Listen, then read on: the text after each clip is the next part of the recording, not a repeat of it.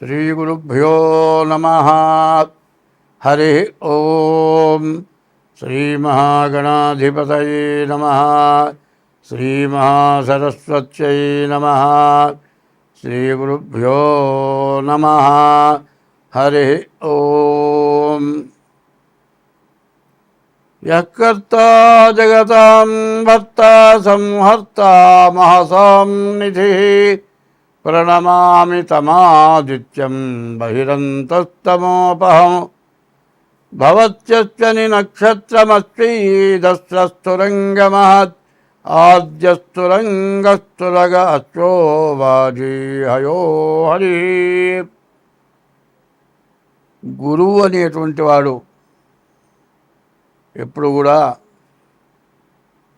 గురువు దైవం అన్నారు. ఈ గురువు దైవం ఎట్లా ఉంటారు అంటే, నీ హృదయం సక్రమంగా ఉంటే, నీ హృదయాన్ని దైవమందు గురువందు ఉంచితే, నీవు గురి కలిగి ఉంటే దైవం నీకు ఎప్పుడూ అనుకూలిస్తాడు అని ప్రపంచం మొత్తం ఆవరించున్నాడు. గురువుకి దైవానికి రూపం లేదు.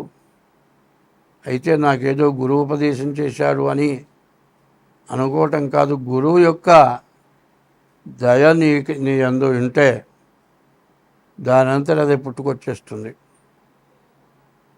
అటువంటి గురువుకి నమస్కారము. వైశాఖే మాసి కృష్ణాయ దశమ్యాం మందవాసరే పూర్వాభాద్ర ప్రబోధాయ మంగళం శ్రీ హనుమతే. హనుమత్ సీతా సమేత శ్రీరామచంద్రమూర్తికి శిరసాష్టాంగ నమస్కారాలు అర్పిస్తూ 2025వ సంవత్సరం అక్టోబర్ నెల మేషరాశి ఫలితాలు చెప్పుకుందాం. ఈ మేషరాశి ఫలితాలు ఎట్లా ఉన్నాయనేది మనం చూద్దాం. వ్యాపారస్తులకి వ్యాపారం చాలా బాగుంది. ఇల్లు కట్టుకునేవాళ్ళు, ఇల్లు కట్టి అమ్మేవాళ్ళు, ఇల్లు కొనుక్కోవాలని కోరుకున్న వాళ్ళు, వాళ్ళకు కూడా చాలా బాగుంది. మీరు ఎక్కడైనా వ్యాపారాల్లో అన్న తర్వాత అప్పులు ఇవ్వటం తెచ్చుకోవడం అది సహజం. ఈ వ్యాపారస్తులు ఇంతకుముందు ఎక్కడైనా అప్పులు పెట్టి ఉంటే, ఆ అప్పులు రాక బ్లాక్ అయి ఉంటే, బిజినెస్ కుంటుపడుతుందేమో అనే అనుమానం ఉంటే, ఇప్పుడు మాత్రం అంతకుముందు బ్లాక్ అయిన డబ్బులు మొత్తం వస్తాయి. కొత్తగా వివాహం కాని వారికి వివాహం అవుతుంది. సంతానం కూడా కలగటానికి బాగా మంచి అవకాశం ఉంది. కానీ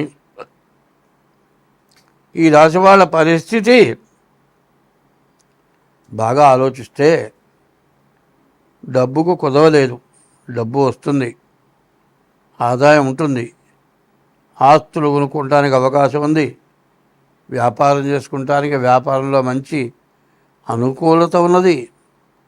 మరి ఇల్లు కట్టుకుంటానికి కానీ, పొలం కొనుక్కుంటానికి, స్థలం కొనుక్కుంటానికి బాగా అవకాశం ఉంది. కానీ ఈ కొత్తగా వివాహమైనటువంటి వాళ్ళకి కుజదోషం ఉంది. ఈ నెలలో కుజదోషం వల్ల గర్భం పోవడానికి అవకాశం ఉంటుంది.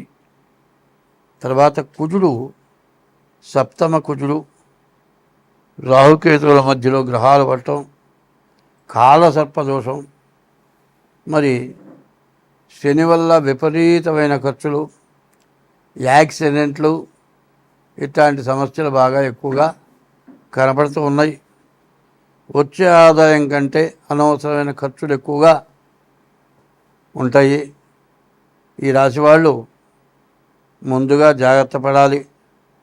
ఎందుకంటే సప్తమ కుజుడు అవ్వటం చేత అనారోగ్యాలకి, హాస్పిటళ్ళ పాలవటానికి, యాక్సిడెంట్ అవ్వటానికి చాలా అవకాశం ఎక్కువగా కనపడుతూ ఉన్నది. తర్వాత గురువు కూడా ఈ నెల 18వ తారీఖుకి అర్ధాష్టమానికి గురువు వస్తున్నాడు. కుజుడు, గురువు, శని ఈ ముగ్గురు కూడా ఈ మేషరాశి వాళ్ళకి పూర్తిగా ఇబ్బందికరంగా ఉన్నాడు. ఈ గురువు ఈ విధంగా ఉండటానికి అర్థం ఏంటంటే ద్వాదశాస్తమ జన్మస్థం శని అంగారకో గురు కుర్వంతి ప్రాణ సందేహం స్థానచలనం ధనక్షయం. ఈ మేషరాశి వారికి ఉండే ఇల్లు మారాలి, చేసే ఉద్యోగం మారాలి, ఆస్తులు నష్టపోవటం, ఎవరికైనా ఇవ్వకూడదు డబ్బులు, ఎవరికైనా అప్పుగా ఇస్తే ఆ డబ్బులు తిరిగి రావు, ఎక్కడైనా హామీ సంతకాలు పెట్టకూడదు. ఇట్లాంటివి పెట్టేటట్లయితే మీ ఆస్తులు సర్వస్వం అమ్మినా కూడా బాకీలు తీరక కేరా ప్లాట్ఫారం అయిపోయేటువంటి పరిస్థితి బాగా ఎక్కువగా కనపడుతుంది.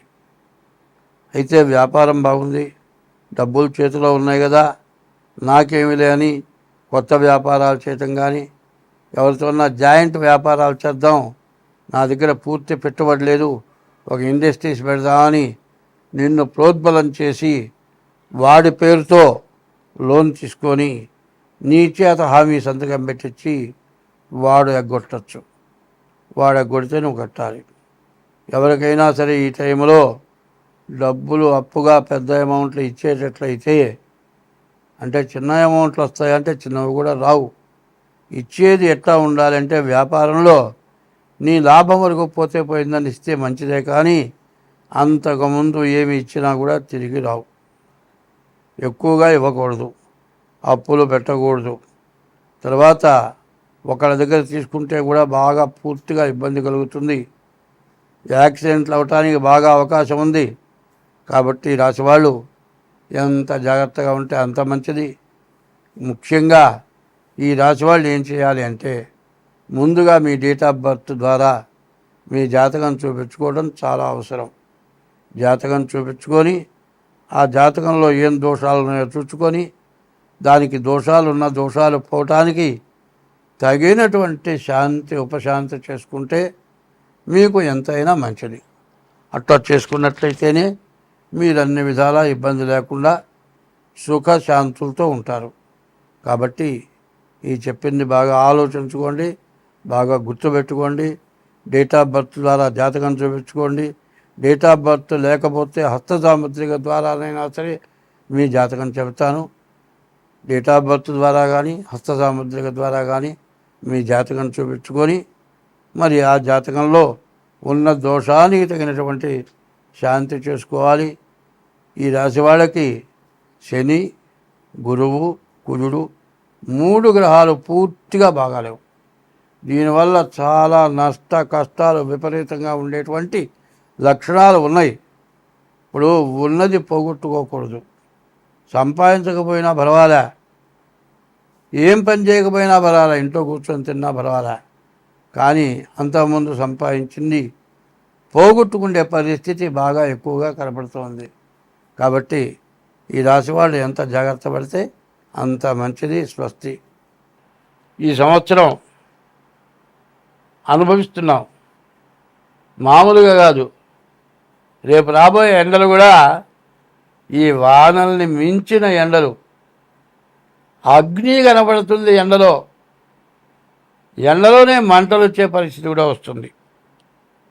ఇంతకుముందు ఇట్లాంటివి వస్తాయి, అరిష్టాలు వస్తాయి, మరి చాలా గొడవలు వస్తాయి, చాలా సమస్యలు వస్తాయి, మరి చాలా సమస్యలకు గురవుతాము. జాగ్రత్తగా ఉండండి, దైవాన్ని పూజించని చెప్తే ఏమయ్యా జాతకం చెప్పమంటే ఇట్లాంటి మాటలు చెబుతావేమిటి అని అన్నారు. మరి ఇప్పుడు అనుభవిస్తున్నాం. చూడండి, దేశంలో వచ్చిన వరదలు మామూలు వరదలు కావు. ఇట్లాంటి వరదలు ఎప్పుడు చూడలే. మరి కాశీ, గంగా, హరిద్వార్, హృషికేశ్, అమర్నాథ్ మొత్తం మునిగిపోయింది. చివరికి విజయవాడ రైలు బ్రిడ్జి పైకి కూడా నీళ్ళు వచ్చినాయి. ఇంత నీరు రావటం వల్ల నీటి కాలుష్యం ఎక్కువైపోయింది, వాయు కాలుష్యం ఎక్కువైపోయింది. దీనివల్ల రకరకాలైన సూక్ష్మజీవులు మరి వీటి వల్ల మనిషికి అనారోగ్యాలు బాగా ఎక్కువగా ఉండి హాస్పిటళ్ళ పాలై మరి తిండి అయితే పర్వాలేదు కానండి, తిండి కంటే రోగాల వల్ల బాధలు ఎక్కువ, రోగాల వల్ల మందులు ఎక్కువ వాడాలి. ఇట్లాంటి పరిస్థితులు వచ్చినాయి. దీని నుంచి మనం తప్పించుకోవాలి అంటే ఒకటే చెబుతున్నా, ఈ 12 రాసుల వాళ్ళకి కూడా నేను బాగున్నాను అని ఎవ్వరూ నమ్మటానికి వీలుగాని పరిస్థితి. ఇవాళ ఉన్నది కదా అని జల్సా చేయొద్దు. మరి ఫ్యాన్సీ ఐటమ్స్ ఇవి కొనొద్దు. రేపు అనేది ఒక రోజు ఉన్నది. ఉన్న డబ్బులు జాగ్రత్తగా చేసుకుందాం. ఉప్పు కారం వేసుకొని తిందాం, జాగ్రత్తగా బతుకుదాం. రేపు అనే రోజుకి 10 రూపాయలు జాగ్రత్త చేసి పెట్టుకోండి. అట్లా లేకపోతే అడుక్కు తిన్నా కూడా ఇచ్చేవాడు పెట్టేవాడు ఉండడు. ఇవాళ ఉన్న పరిస్థితి అది. రోజువారి కూలి పని చేసుకునే వాళ్ళకు కూడా తిండి దొరక్క ఇబ్బందులు పడుతున్నారు. మధ్యతరగతి వాళ్ళు పూర్తిగా బాధలు పడుతున్నారు. కాబట్టి ఈ బాధల నుంచి మీరు తప్పించుకోవాలి. అందరం బాగుండాలి. ఒకటే మాట, ఒక్క మాట ముఖ్యమైంది.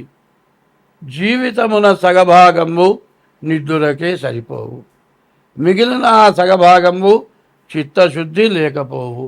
అతి నిద్రాలోనుడు తెలివిలేని మూర్ఖుడు, పరమార్థం కానలేక నిద్దురకే చెడతాడు. మత్తు, ఈ మత్తు నిద్ర నిద్ర 12 గంటలు పోతే తర్వాత లేచిన తర్వాత 2 గంటల దాకా మత్తు వదలదు. ఇది కాకుండా రాత్రి 12 గంటల నిద్రమత్తు, లేచిన తర్వాత నిద్రమత్తు ఇంకా 2 గంటలు తాగొచ్చి పడుకుంటే 10 గంటల దాకా మత్తు. ఈ మత్తు నుండి బయటపడాలి. ఈ మత్తు పదార్థాలు వాడటం తగ్గించాలి. రోజు కనీసం సూర్యోదయానికి ముందుగా లేచి కనీసం 3 గంటలు లేచి 5 గంటల దాకా దైవాన్ని స్మరించాలి. ఎట్లా? ఓం నమ శివాయ, ఓం నమో నారాయణాయ, మరి ఇట్లాంటి మంత్రాలని ఒక్క 3 గంటల సేపు స్మరించి తెల్లవారగానే సూర్యుడికి నమస్కారం చేయటం చేయండి. ఇట్లా చేస్తే మీ కష్టాలన్నీ పోతాయి. అందరం బాగుంటాం. దేశం మొత్తం బాగుండాలి అంటే మానవ జన్మ ఎత్తిన వాళ్ళందరూ కూడా బ్రహ్మ ముహూర్తం 3 గంటలు లేవాలి. 5 గంటల దాకా భగవంతుడి యొక్క నామస్మరణ చేయాలి. ఏమి కన్నా హరే రామ రామ రామ హరే హరే, హరే కృష్ణ కృష్ణ కృష్ణ హరే హరే. ఈ నామం ఇది షోడశనామాని. కల్మషనాశనము. కలిలో ఉన్న కల్మషం పోతుంది. ఈ కలియుగంలో నామస్మరణే మోక్షాన్ని కలుగజేస్తుంది. ఈ కలియుగంలో పాపం పోవాలి అంటే భగవంతుడి నామస్మరణ వల్లనే సమస్తం పోతుంది. కాబట్టి కలవు స్మరణాన్ముక్తి. కలియుగంలో భగవంతుడి యొక్క నామస్మరణే ముక్తి, మోక్షం కలుగజేస్తుంది. స్వస్తి.